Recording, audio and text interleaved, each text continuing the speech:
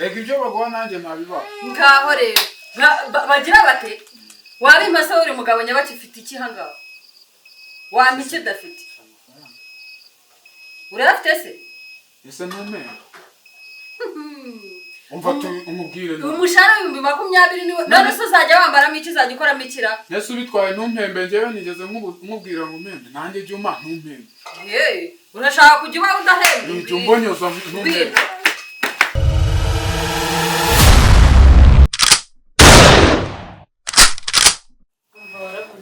Ukiboneka ahantu hose usiko no kuri WhatsApp utakibona muri group we shabyi warensigana nakindi muri namisi nese byagenze gute nta kazi ngeruka ntaki biraho nyenda wana ibintu sibona bikubwira nese wa mushiri wawe gufasha bese byarangiye kurena jeke utambwiye kubizi ko mba mbagaze pasi z'abantu bazima bafite bajeje tumufunga Nicyo kintu mukondera rero. Nese uje utambwiye. Ntabwo nakubwiye shiri, ntabwo nakunyina umuntu abayisabo ahura na stress. Usimaze kubigikara we. Shabyibara nyine ndetse ntubyumva. Umaze gucupira, umaze kubigikara. Nyine nuko urasa neza ariko ntabwo ari nkande. Nyine niyo mpamvu nabo kabazo. Mba birambabaje no gukunda. Usko ni gute njya muri frigo yawe. Ngora mo byeri n'ukuntu twajyaga dusira. Muri kongera bize n'ahantu mere. Ni kari.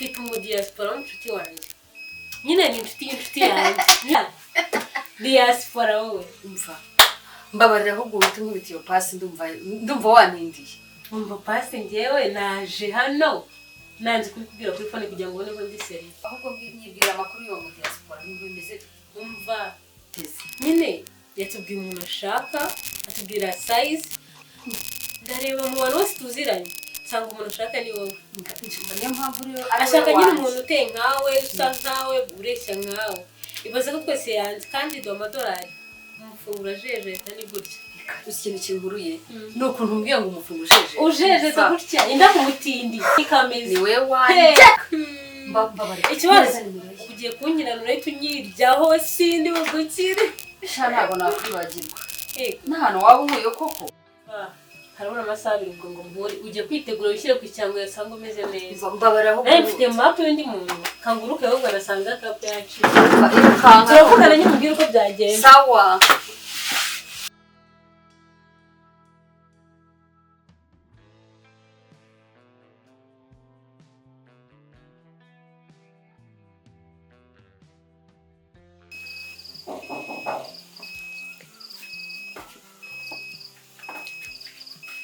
Kandi uri kudutura inzu igende. Ndabyo bitsinaga mu rugo ko maze kubirambira. Woshaka iki? Woshaka iki? Chakanya ko bujanga. Mawuza nta uri. Kandi dufitanye gahunda. Yaryo. Kirashya. Abantu ubwo wigize theory nta urimo. Chambwira mwana w'indisho mutwe dufite gahunda twiri.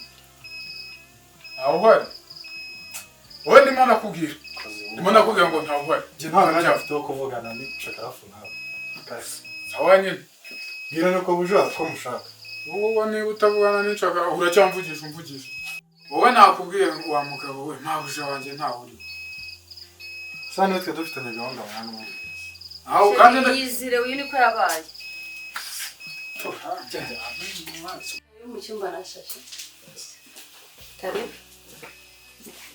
muzahagwa aho ngaho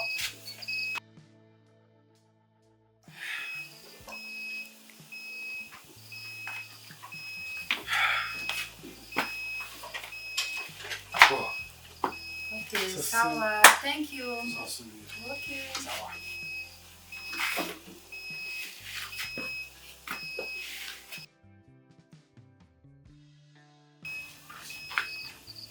mpangane nawe niyo yandayo ngayo kuki umuntu aza kundeba wanageze ukamubwira ngo simpa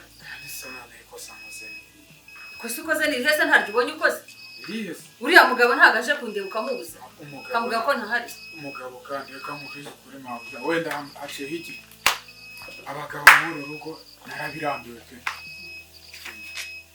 ubirambirwa se kubera iki reka ibyo baguha nanjye nabiba ngaho rero bagira bate wari impasa uri mugabo nyabakifite iki hangaho wamike dafite urafite se ese ntumpemba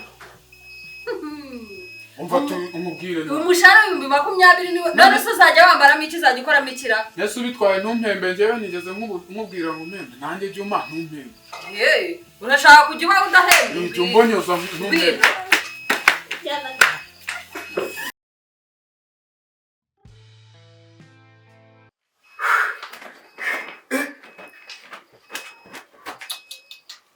Mabuja Kigali ninshaka nzahibemo imbwa ninshaka nzave nta kintu ntwaye ntuzongeye kumpemba rwose ubu butamu nzajya mutaha buri kwezi reka